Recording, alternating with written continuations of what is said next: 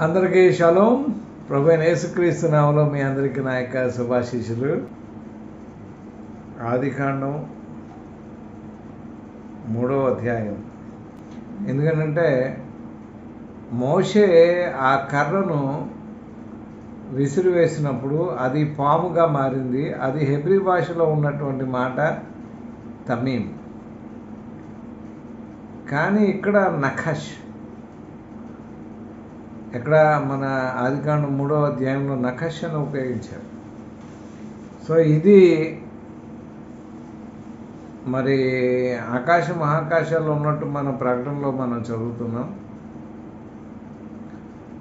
So ఈ యొక్క సర్పం పేరు కూడా సాతాను అని మనం ఆ యొక్క రెవల్యూషన్స్లో ప్రకటన గ్రంథంలో మనం చూస్తున్నాం. సో వాని యొక్క డ్యూటీ,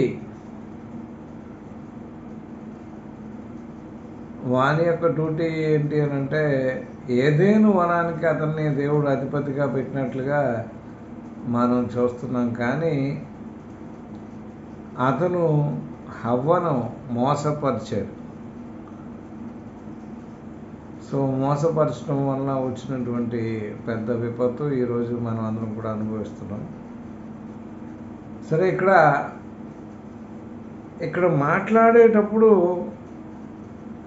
ఎందుకంటే 5వ వచనంలో, మీరు ఆ పండు తిన్న దినమున మీ కళ్ళు తెరుచుకుంటాయి,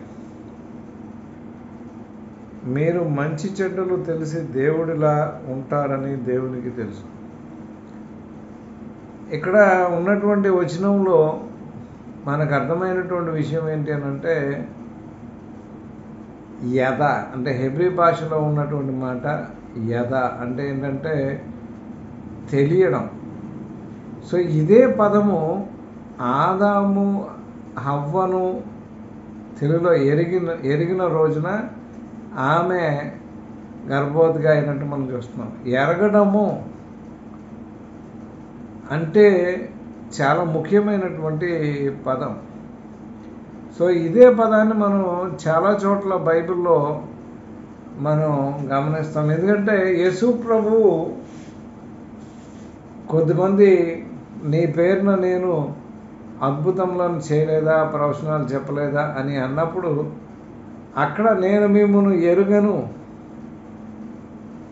అంటే, సో ఎరగడం అంటే ఏంటి అనేటువంటిది చాలా ముఖ్యమైనటువంటి విషయం. ఆ యొక్క మరి 10 మంది కన్యకలు ఉన్నటువంటి దాంట్లో కూడా నేను వారిని ఎరగను కనుక వారిని బయటికి దేవుడు నెట్టి చేస్తాడు. అక్కడ చీకటి, మరి అక్కడ భయంకరమైనటువంటి అగ్నిగుండంలోనికి వారు త్రోయబడతారు. సో ఇక్కడ ఎరగడం అనేటువంటిది ఆదికాండంలోనే రాయబడి ఉంది. మనం మతపరంగా క్రిస్టియన్స్ అవడం అనేది దేవుని యొక్క అభిప్రాయం కానే కాదు.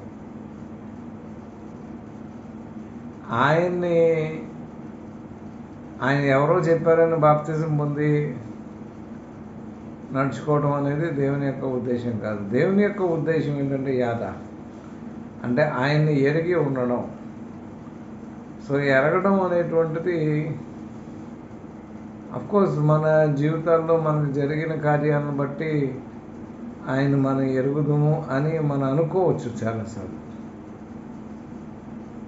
నీ నామములను దెయ్యములను వెలగొట్టలేదా, నీ నామమున రోగులను స్వస్థపరచలేదా అని అంటేనే ఆయన నేను మిమ్మును ఎరుగను అన్నాడు. సో దేవునికి చాలా ముఖ్యమైనటువంటిది ఏంటి అని అంటే తెలుసుకోవడం, దేవుణ్ణి ఎరగడం చాలా చాలా ఇంపార్టెంట్. మనకి ఇప్పుడు నేను చెప్పొచ్చు జగన్మోహన్ రెడ్డి నాకు తెలియచ్చు, నాకు తెలుసు, ఆయన అందరికీ తెలుసు, కానీ ఆయన నన్ను ఎరుగునా. సో ఇది చాలా ముఖ్యమైనటువంటి విషయం. సో దేవుణ్ణి ఎరగడం చాలా చాలా ముఖ్యం. దేవుడు మనల్ని ఎరగడం కూడా చాలా ముఖ్యం. ఈరోజు ఈ పాఠంలో మనం ఇంకా విషయాలు చర్చించాలి, కానీ మనం దీని ఒకసారి అందరం కూడా ధ్యానం చేద్దాం. Thank you very much. God bless you.